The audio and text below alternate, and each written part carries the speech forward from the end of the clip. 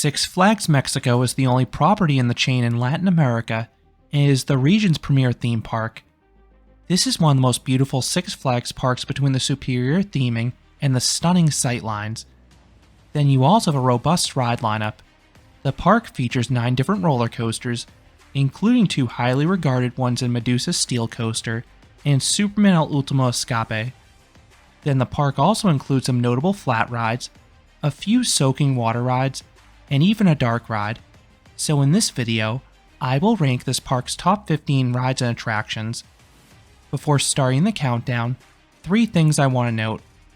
1. I will be including some upcharge attractions. 2. Crazanity has been closed in all my visits to the park. However, I have ridden this exact attraction at other Six Flags parks, so I will give an honorable placement when appropriate in the list. 3. I will also include some defunct attractions as honorable mentions as well. Number 15. Aquaman. This is a Hopkins shoot the chute, and it's super refreshing on a hot day. You have a zippy drop that creates a colossal wave.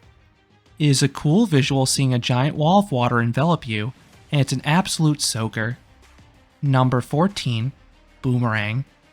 There are over 4 dozen Vekoma boomerangs worldwide, but this was actually the first one to ever open. Despite its age and the fact it now runs an aero train, it is thankfully not too rough. The Cobra roll is a bit jerky, but if your head clears the top of the over-the-shoulder restraint, you shouldn't get too much headbanging. That allowed me to appreciate the forceful and disorienting inversions going both directions, and the large drops are exciting too between their views and tummy-tickling sensations.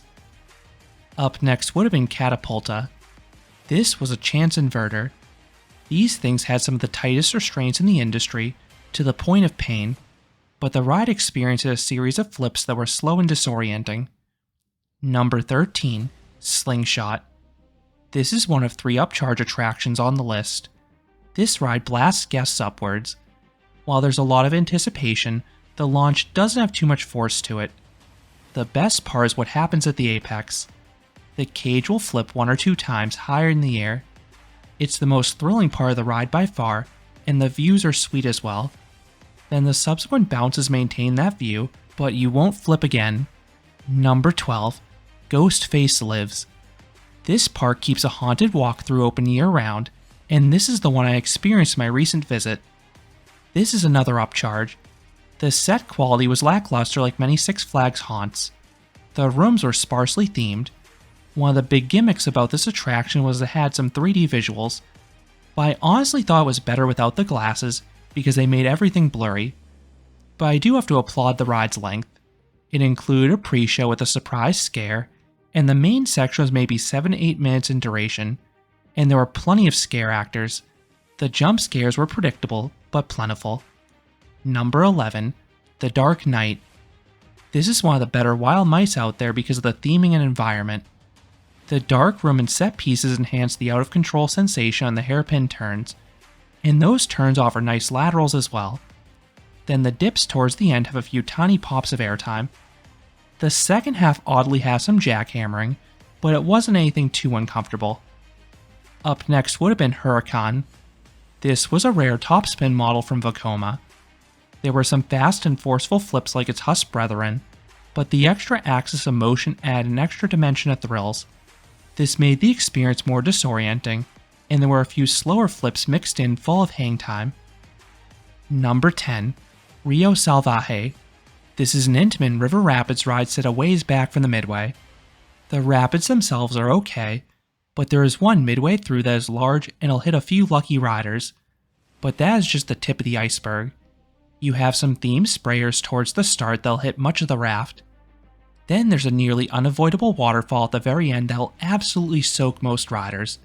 I was stunned this was still active in my recent December visit. Number 9. Batman the Ride. This Vekoma SLC is a tricky one to place. It depends entirely which train you're seated in, and unfortunately, employees assign you a train. One train is bulky over-the-shoulder restraints like most SLCs. In this train, this is arguably the worst ride in the park. You will bash your head in every single transition. But the other train was retrofit with vest restraints. In this train, it's an enjoyable experience. In fact, It's a good experience. Your body will still be jerked around a bit, but it doesn't hurt. That makes it possible to enjoy the fast-paced layout. All 5 inversions have nice whip to them, especially that double inline twist towards the end. Those flips are quick and dizzying. Number 8. Supergirl Skyflight. This Funtime Starflyer is the park's tallest ride at 242 feet or 74 meters in height. This giant swing offers spectacular views of the park, the city skyline, and the mountains. You can see for miles in each direction on a clear day. The cycle length is solid as you raise to the top twice. This one isn't as fast as some other installations, but it has the benefit of making it easier to take in the sights. Number 7. Triple Torre Kilauea. This is a trio of SNS drop towers, and they all run a combo program. The launch does have much kick to it, but it will catch you off guard. You are set much lower to the ground than other SNS towers when you take off. Now, the Space Shot section only offers a little floater airtime at the top. Then you slowly race to the top for the turbo drop. This gives you several seconds to take in the amazing view. Then you drop with no warning. You get some okay floater and a brief stomach drop at the start of the plunge, but it quickly mellows out. Up next would likely be Crazanity. This is a Zamperla Giga Discovery, and I'm placing it based on the others I've ridden in the Six Flags chain. These rides take a while to get going, which is why I have a slight preference for the giant Discoveries, but the max swings are great once you get to them. Each max swing offers several seconds of fun floater airtime, and I bet this one has awesome views as well. Then the downswings have blistering speed and good positive Gs to contrast all those negative Gs. Number 6. Wonder Woman Coaster. This SNS free spin is one of the better ones in North America. It rides very similarly to Joker at Six Flags New England in terms of the flip timing and the magnetic placement. Each side offers 4 to 5 flips.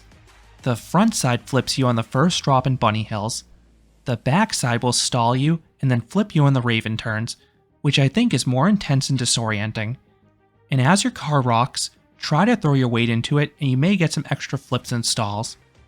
This ride is short, but it is a cool and chaotic experience.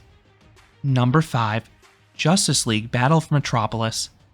This Sally Dark ride is a nice addition to any Six Flags Parks ride lineup.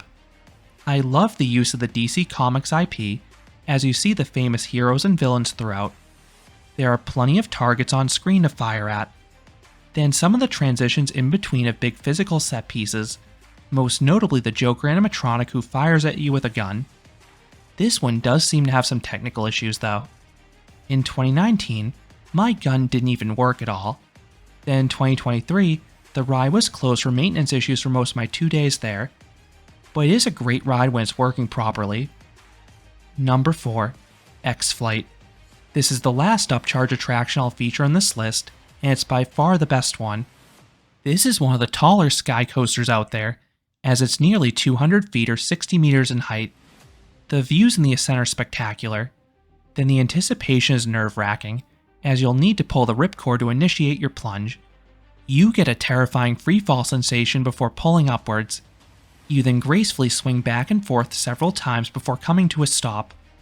These subsequent swings are quite mild, but you do get a chance to take in the views a bit. The main thrill is that initial plunge, but again, that is very exhilarating. Number 3. Joker. This is my favorite Gerstlauer spinning coaster for 2 reasons. 1. It spins a lot if your car is off balanced, even the slightest. I have spun like a top during the hairpin turns and finale in particular. And that finale is extra wild because it also has some surprise airtime moments. 2. You have some shockingly good theming. The end of the queue line is a fun house with all sorts of moving, spinning, and sliding platforms. It is an attraction in itself. Then you also have some bits of theming along the layout, including a fun tunnel at the end. I go into more detail why this is such a good ride in a separate review. Number 2. Medusa Steel Coaster. This is a hybrid conversion of a former CCI wood coaster, and it is one of the fastest paced RMCs.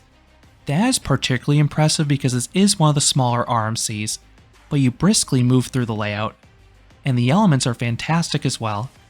You have plenty of strong ejector airtime moments, most notably on the turnarounds, this off-axis hill in the woods, and a big camelback.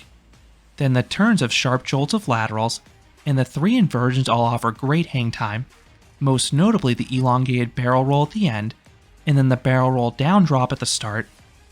As I said in a recent review, this ride moved up in my ranking significantly after my recent rides. It was the first time I ever experienced this coaster properly. In my past visits, it was either slowed down for virtual reality or running just a 5-car train. And coming in at number 1 is Superman at Ultimoscape. This was the last Morgan hypercoaster ever built, and it's the company's best ground-up coaster. This is such a quirky ride in the best way possible. It starts with a pre-lift. You wind your way down a 5-story hill, getting some solid bits of airtime. Then you climb the main lift hill. The first drop takes a while to reach its max angle, but it offers some super sustained floater airtime in the back car. Then you have a helix section that offers great airtime and laterals. I particularly love the big camelback. It has incredible airtime, sustained ejector up front, and strong floater in the back, and it also throws in vicious laterals that'll fold you sideways. Then you stay pinned to the side of the train in the resulting spiral. You then have another aggressive airtime moment into the mid-course brake run, and if that brake run does not hit the train, you'll get some excellent floater airtime in the return run as well. From what I've seen, the ride runs trimless as long as the train is not stacked in the final brake run, and fortunately, the crew regularly dispatches trains fast enough to avoid this. This is an excellent coaster, and I talk about it more in depth in a separate review.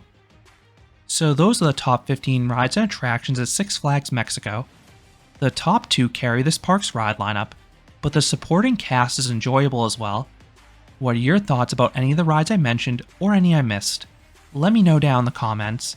If you enjoyed this countdown, I would appreciate it if you gave this video a like, and you considered subscribing, because there'll be a lot more roller coaster and amusement park videos here at Canopy Coaster. Thanks for watching.